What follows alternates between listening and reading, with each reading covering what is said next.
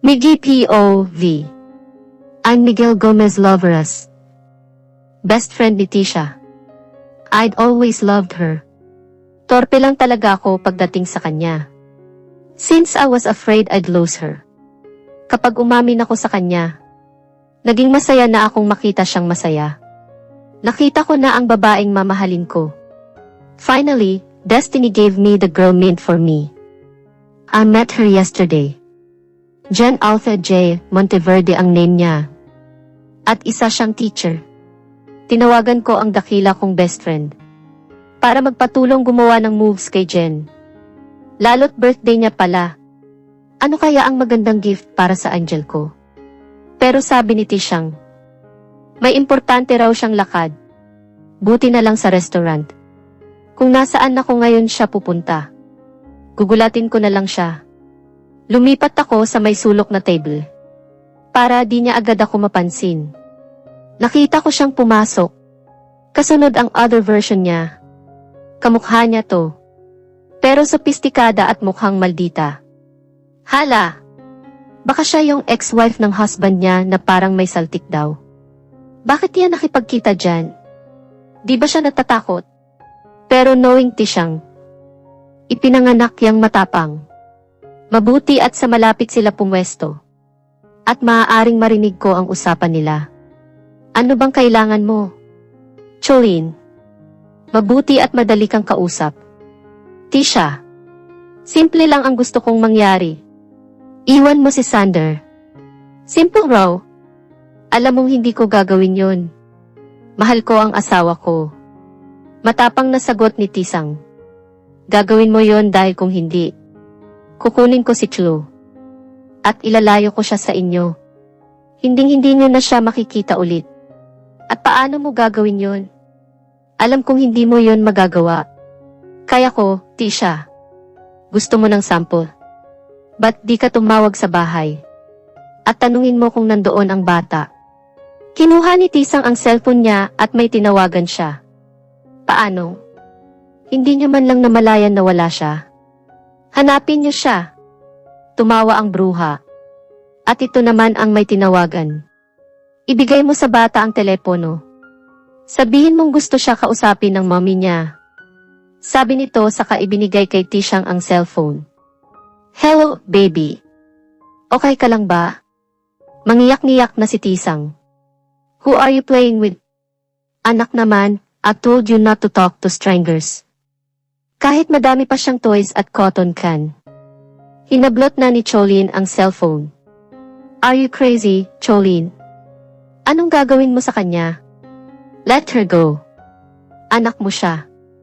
Relax, wala pa akong ginagawa. Narinig mo naman, di ba? Nag-i-enjoy pa siya. Pero marami akong balak gawin sa kanya. Pag di ka pumayag sa gusto ko. Impakta pala talaga ang babaeng to. Gustong-gusto ko nang mangialam. Pero baka magkagulo lang. Humanda ka.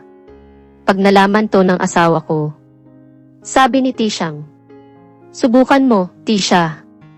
At isang tawag ko lang. Hinding-hindi na magkikita mulit ang mag-ama.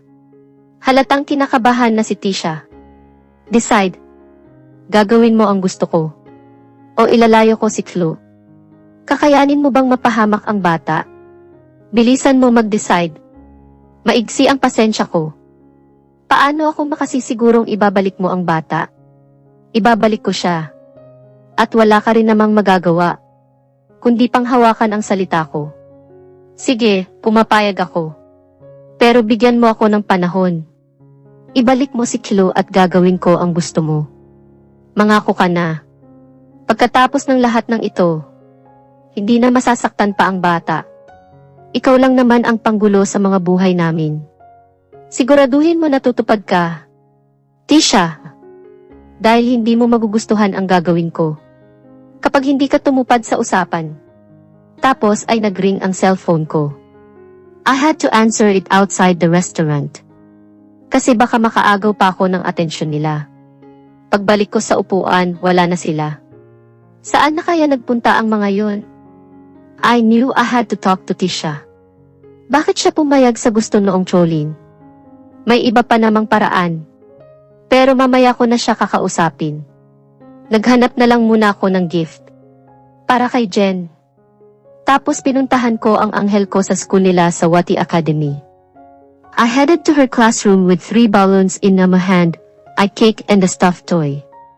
Pinagtinginan nga ako ng mga tao, buti na lang gwapo ako. Happy birthday, Jen. Namilog ang mga mata niya at nag-blush. Wala ba siyang balak tulungan ako sa bitbit ko? Migi naman, ang dami nito. Thank you. Kinuha niya ang cake at stuffed toy. Tapos hinalikan niya ako sa pisngi. Bayad na agad. Anything to make you happy. Nagustuhan mo ba? Tanong ko sa kanya. Yes, I love them. Sabi na, Tisha POV. Nakipagkita ako kay Cholin. Hoping na maging maayos na ang lahat. Pero mas gumulo pa ang sitwasyon namin. Sana masamang panaginip lang ang lahat ng to. Naghihintay ako sa mall dahil dito raw niya ipahatid si Chlo. Ang mahalaga sa ngayon ay ang bata. Sana wala siyang ginawang masama kay Chlo. Mommy. Niyakap ko agad si Chlo. Baby. Ayos ka lang ba? May masakit ba sa'yo? Oh my God. Buti at tumupad si Cholin sa usapan namin. My tummy hurts from eating lots of sweets. Okay, let's go buy some water. Baby, next time. Huwag kang sasama sa hindi mo kakilala, okay? But she told me she's a friend of yours. At dadalhin niya ako sa'yo. Anak, kahit na. Next time, don't go without your yaya. Tell Lola or your tita Marga first. At huwag kang sasama without daddy. Paano na lang kung hindi siya ibinalik ni Cholin? I'm sorry, Mommy. Are you mad? Hindi naman, baby. Mommy's was just worried. Kaya napagsasabihan kita. Let's go home na.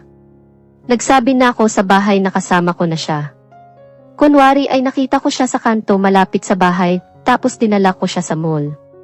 Sinabihan ko rin si Chol na sabihin sa mall kami galing. Kakayanin ko nga bang magpaalam sa kanila? Iiwan ko si Sander. Ang tanging lalaking minahal ko at ama ng baby ko. Iniisip ko pa lang ay naiiyak na agad ako. Paano na kami ng anak ko? Anong gagawin ko? Balak kong kausapin si Chlo. At sana maintindihan niya ako. Buti na lang wala sina mommy at ate.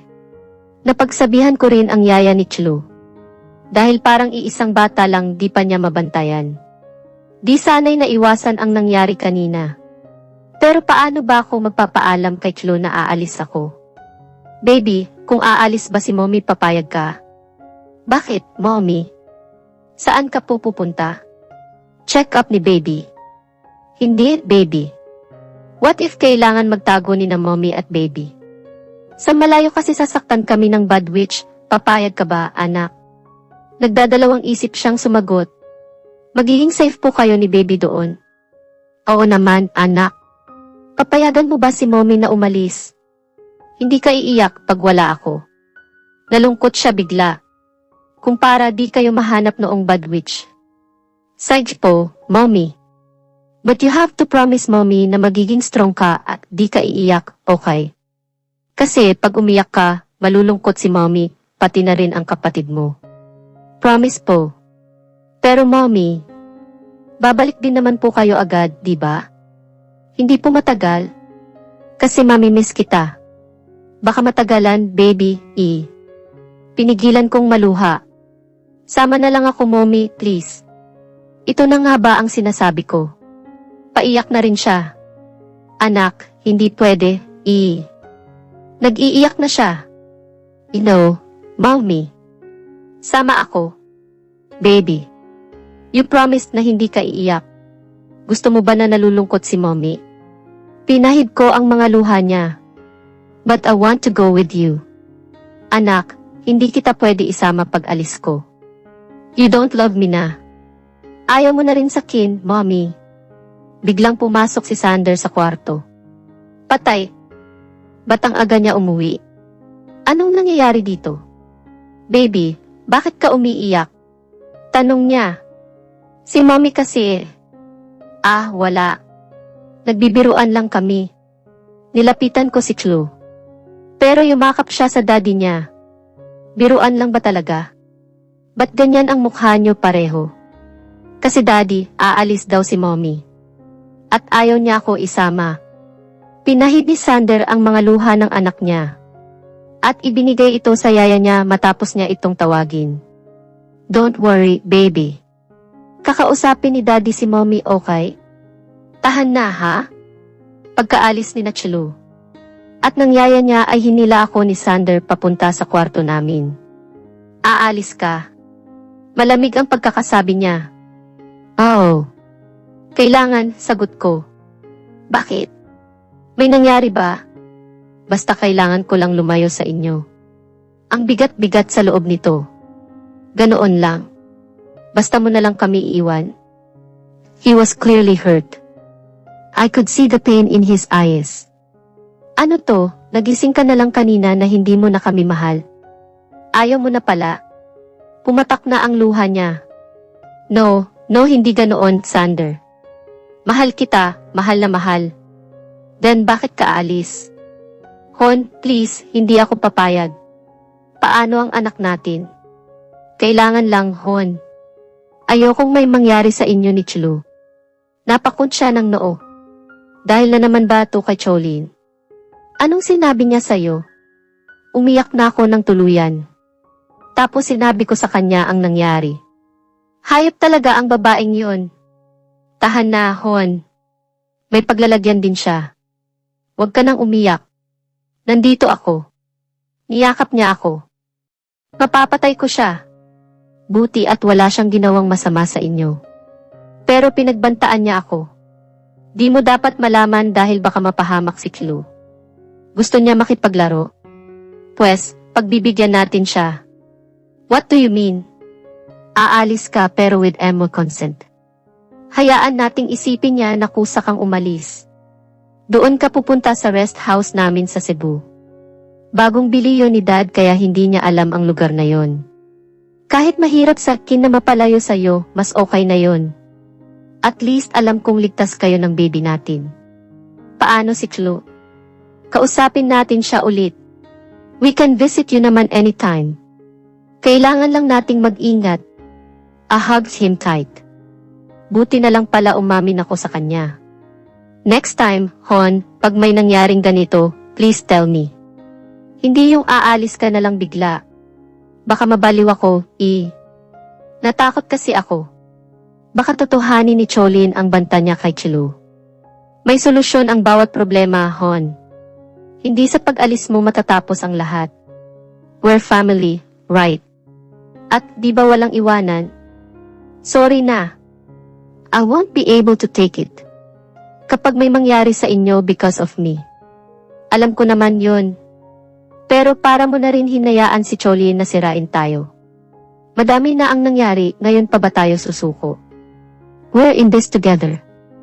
Ayan na naman ang banat ng asawa ko. Naisip ko ba talagang iwan siya? Hindi na, promise. Sabi ko bago ko siya hinalikan.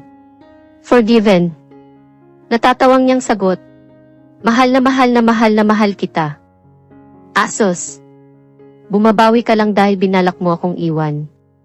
Balak lang naman, Hindi ko pala kaya. Baka mamatay ako. Naiisip ko palang na lalaki ang anak natin na wala ka, nadudurog na ang puso ko. Hindi ko kayang ipagkait sa kanya ang mapagmahal na daddy tulad mo. Hinalikan niya ang tiyan ko. Pero kahit naman umalis ka, hahanapin pa rin kita. I love you so much. I love you more. Sagot niya. Napansin kong nakasilip si Chloe sa pintuan. Baby, come. Tawag ko sa kanya. Malungkot pa rin ang mukha niya. Mommy. Sigaw nito at sa kaniyakap ako. Sorry, baby, pinaiyak ka ni mommy. Hindi ka na po aalis. Nagkatinginan kami ng daddy niya. Baby, makinig ka kay daddy. Pinaupo niya si Chloe sa kandungan niya. Mommy needs to go para maging safe sila ng kapatid mo. Para di sila mahanap ng bad witch. Oo, anak. Pero hindi tayo pwedeng sumama sa kanya. Kasi baka malaman ng bad witch kung nasaan siya. Pero we can visit mommy naman, anak. Is that okay? Yes, daddy. Basta I can see mommy. But baby, you can't tell anyone about this, okay? Secret lang nating tatlo to ni mommy. Kasi baka malaman ng bad witch. Ang galing din ng kapring to, Okay, daddy. Nga ka ngayon, Cholin. Akala niya siguro mapaghihiwalay niya kami. Dumating na sina mommy at ate. Sinabi namin sa kanila ang sitwasyon and they both agreed to our plan. Tinawagan pa ni mommy si daddy sa Cebu para ipahanda ang rest house nila doon. Ate Marga also made a plan para maging realistic ang pag-alis ko bukas. Isasama niya si Cholin sa bahay pagkatapos kong umalis. Tapos kunwari maabutan niya na aligaga si Sander. Dahil umalis ako at sulat lang ang iniwan ko. Hindi na namin isinama si Chloe sa plano. Dahil baka matutunan pa ng bata na magsinungaling. Nakahanda na ang lahat para bukas. Mamimiss ko ang bahay namin na naging saksi sa maraming pangyayari sa buhay namin. I sighed. You okay? He held Emu chin. Ngayon palang miss ko na siya sila. I'll miss you, Han. Malungkot na sabi ko. Ako rin naman. Sorry at kailangan mong pagdaanan to. Umiling ako. May tiwala akong malalagpasan natin to. Mamimiss lang talaga kita. Binaon ko ang mukha ko sa dibdib niya. I'll miss you more. Promise, I'll visit often. Pero baka makahalata si Cholin. Mag-iingat ako.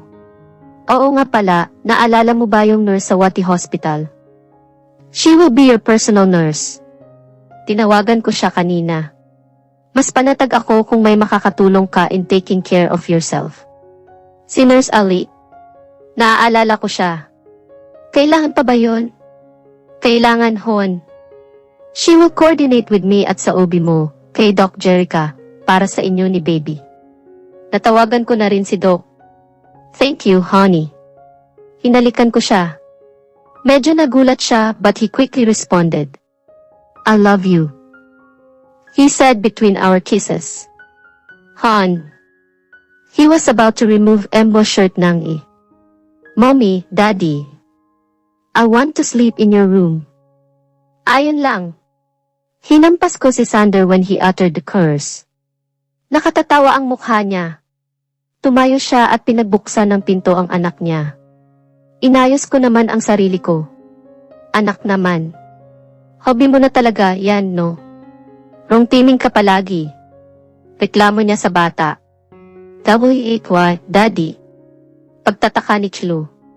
Wala, baby, sabi ko. Halika na dito. Mabilis namang nakatulog si Chlo. Ngiti-ngiti naman ang kapre kong asawa. At para bang hinintay niya talagang makatulog ang anak niya. Binuhat niya to. Saan mo dadalhin ang bata? Pabulong kong tanong. Hon naman, Pagbigyan mo na ako. Tapos ay lumabas na sila ng kwarto. Ibinalik niya pala sa kwarto nito si Chlo. Nagtulog-tulugan ako pagbalik niya. Alam kong gising ka. Sabi niya. He kissed me and we made love that night. Isa rin ito sa mamimiss ko. How I love the man sleeping soundly next to me. Nagsumiksik pa ako sa dibdib niya kagaya ng madalas na ginagawa ko. I heard his heart beating. At masaya akong malaman na every beat was for me at sa mga anak namin. Sander POV. Maaga akong nagising habang tulog pa rin si Tisha. She was my angel at hindi ako papayag na maghiwalay kami all because of Cholin. Cholin belonged to Emma past. At kahit anong gawin niya, hindi siya magtatagumpay. Kahit mabigat sa loob ko ang mapalayo kay Tisha, mas mabuti na ito kaysa sa may mangyari pang masama sa mag-ina ko. Pansamantala lang naman to. Hanggat wala pa akong maisip na paraan. Para tuluyang mawala si Cholien sa buhay namin. Good morning, honey. Bati ko sa kanya. She smiled, ang ngiting hahanap-hanapin ko. Tuwing umaga na hindi kami magkakasama, I then hugged her tight. Good morning, hon. Baka naman gusto mong luwag-luwagan niyang yakap mo. Di na ako makahinga, eh. Hindi talaga naubos ang sense of humor niya. Take care of yourself, okay? Tawagan mo ako if you need me. We have a private plane so I can go there anytime. Oo na, kayo na ang mayaman. I'll be fine. Huwag ka na kasing mag-alala. Galingan mo mamaya sa acting mo ha. Dapat pang, alfamas. At mister, bawal ang chicks, ha? Malaman-laman ko lang na nambababae ka, humanda ka talaga sa akin. Hindi ko gagawin yon kasi ikaw lang ang mahal ko. Daddy, paano po ako napunta sa room ko? Hindi ko napansin na nakapasok na pala ng kwarto namin ang anak ko. Ang likot mo kasi, anak. Baka masipa mo ang tummy ni mommy kaya inilipat kita sa room mo. Sorry, mommy, sabi naman niya. Okay lang, baby, ang daming kalokohan ng daddy mo, eh. Niyakap niya ang bata. Be a good girl, alright. Huwag sasama sa strangers, okay? Makikinig ka lagi kay daddy. Pati kay lola at tita, including your yaya. Susunduin ka today ang teacher Jen at pupunta kayo sa house niya. Tinawagan niya kagabi si Jen. Kung pwedeng sa bahay na muna niya sila magstay for her homeschool. Para maiwas siya sa mga mangyayari mamaya. Promise, I'll be a goody girl. I love you and the baby. I love you too, baby. Mamimiss kita. Nagyakapan kaming tatlo. Mabigat pa rin sa dibdib pero kailangan naming magkalayo. Dahil sa kagagawa ni Cholin. Huwag na malungkot, mommy. We will call you naman, Yi. Sabi pa ng anak ko. Inasikaso niya pa rin ang bata at ipinaghanda ng baon. Mahal na mahal niya talaga ang anak ko. Maya-maya ay dumating na rin si Teacher Jen. Salamat, Jen, at pumayag kang sa inyo muna si Chloe. Kasama niya naman ang yaya niya kaya hindi ka mahihirapan sa kanya. Sabi ng asawa ko sa guro. Okay lang, Tisha. Mabait na bata si Chloe kaya hindi siya mahirap alagaan. Matutuwa pa nga ang parents ko, eh. Mahilig kasi sila sa bata. Salamat talaga, Teacher Jen. Sabi ko naman. Walang anuman, Emma Rosales. Ang tamis ng ngiti niya sa akin. Masyado ka namang formal, Teacher Jen. Sander na lang. Nilapitan ko ang asawa ko dahil sinamaan na naman niya ako ng tingin. Selosa rin kasi siya, eh. Anak, behave ka ha? Baling niya sa bata. Yes, Mom. Paiyak na naman ang anak ko. Kaya miyakap siya ni Tisha. Kahit alam kong pinipigilan niya lang din umiyak. Hinatid na namin sila sa sasakyan. Parang ayaw pa sana ni Chloe bumitiw kay Tisha. Pero sinabihan niya na lang itong tatawagan niya ito mamaya. Eventually ay umalis na rin sila kasama ang yaya niya. Pinanood kong mag-ayos si Tisha. Di ko napigilan kaya niyakap ko siya mula sa likod. Hindi ka pa umaalis, namimiss na agad. Hinalikan ko ang balikat niya. Ako rin naman, hon. But we have to do this. Humarap siya sa akin at niyakap ako ng mahigpit. I love you so much. Lagi mong tatandaan yan. Hinalikan ko siya sa labi. Mahal na mahal din kita. Sagot niya. Bumaba na kami. Si Mommy ang maghahatid sa kanya. Dahil may dapat pa akong asikasuhin. Take care, hon, paalam niya.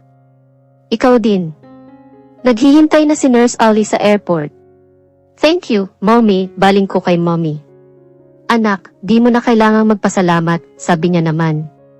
Pagkaalis nila, nag-text si Ate Marga na padating na sila ni Cholin, so I got myself ready. Pang best actor dapat ang acting ko ayon na rin sa bilin ng asawa ko. Hawak-hawak ko ang kunwaring sulat na ginawa niya. Ilang beses niya tong inulit kasi nilulukot ko. Paano ba naman, ito kasi ang nakasulat. Patawad, Sander. Nagsinungaling ako. Hindi kita mahal at kailanman hindi kita. Minahal. Wag mo na akong hanapin pa. I heard an engine stop. Sila na yun.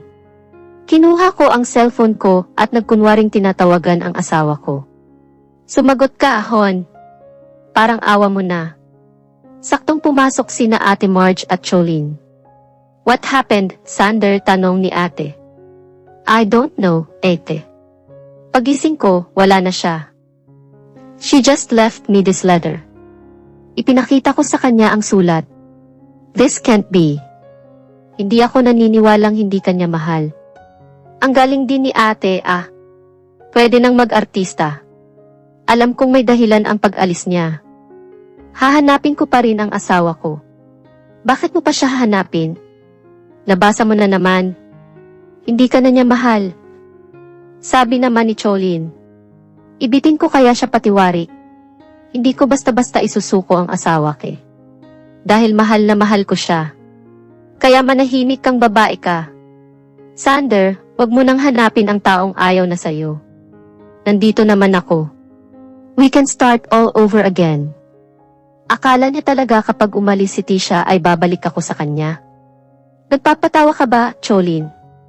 Wala na tayong sisimulan dahil matagal lang tapos ang kung anong meron tayo. Nakita kong nasaktan siya sa sinabi ko.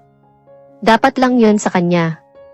Ano bang meron ang babaeng yon at nagpaakatatanga ka sa kanya?